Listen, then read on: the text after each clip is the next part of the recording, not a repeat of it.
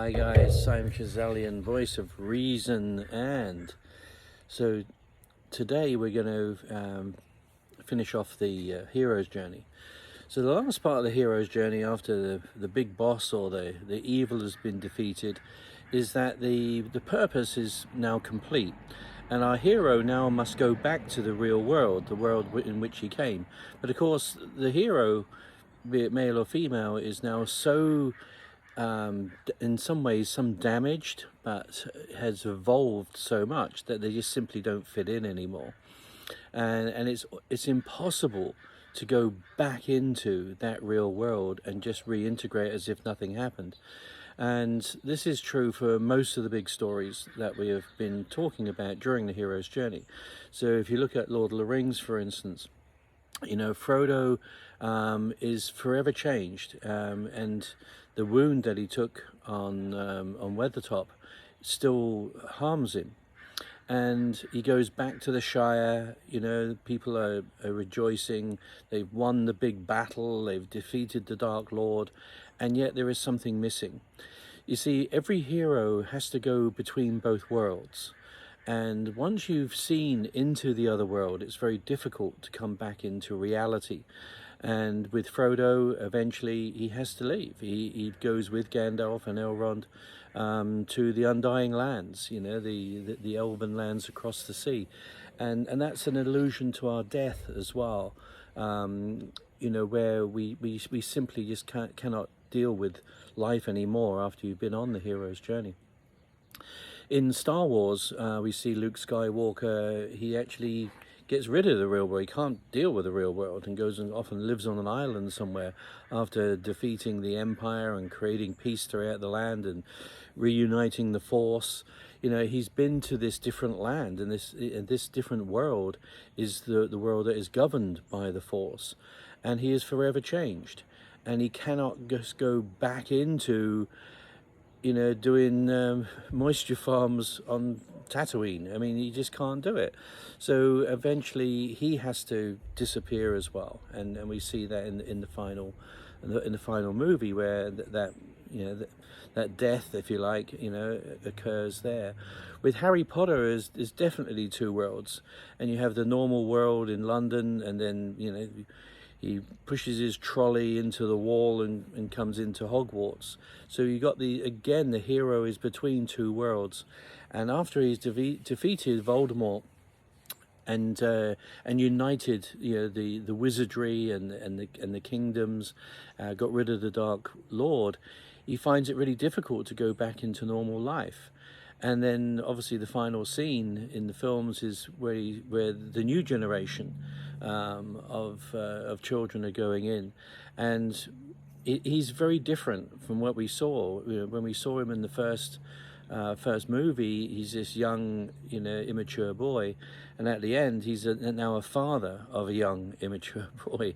You know, it's the circle of life, and you can see that his, you know, and again, the big allusion to this is that the thing that got them into it in the first place, so it's Frodo's ring, it's Luke Skywalker's lightsaber, it's Harry Potter's wand, all of them have to be destroyed, okay? Because that defined their purpose. So in destroying the ring, you know, Frodo was able to fulfill his mission, and the destruction of the ring is the allusion to the destruction of the mind and the ego, okay? And at that point, you become free, and you're then free to travel between the two worlds, because the ring, the lightsaber, and the wand link them to that world. It's an indelible part of that, and unless it's destroyed, you know, Luke Skywalker throws away the lightsaber. Harry Potter, you know, takes the Elder Wand. He's now in charge of the whole system. And what does he do? He breaks it. He breaks his wand, and therefore he breaks his covenant to be stuck in that one world of wizardry, and he's looking to get back and just have a normal life. And most heroes are trying to do that. They're trying to get back to the normal life, but when they get back to that life, they find that everything has moved on, or everything has stayed the same, but they've moved on. And that's true for everyone. It's maturing. And you know, even in the Bible it says, you had to give up childish things. I once was a child and now I'm a man. And that is the hero's journey. The hero's journey is one of growth. It's one of great sacrifice. It's one of receiving gifts and mentorship. It's one of aligning with friends.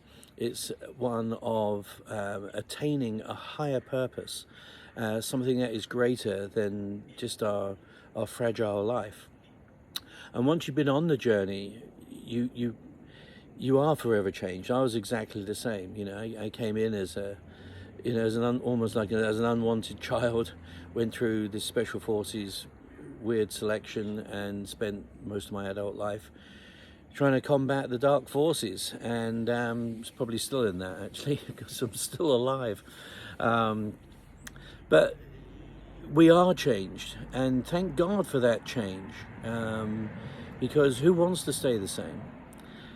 So that's the hero's journey in a nutshell. I might just do a roundup with another video, but I wanted to get this out today for all of you that have been joining me on this journey.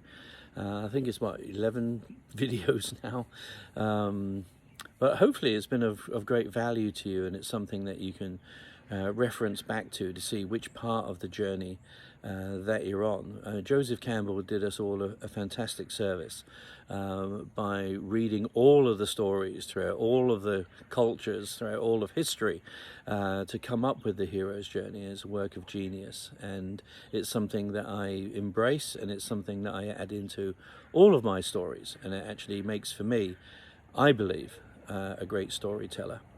So that's Simon Giselian. Please like, share, repost, do whatever you need to do. Let's get these followers back, so I can be of more value to people.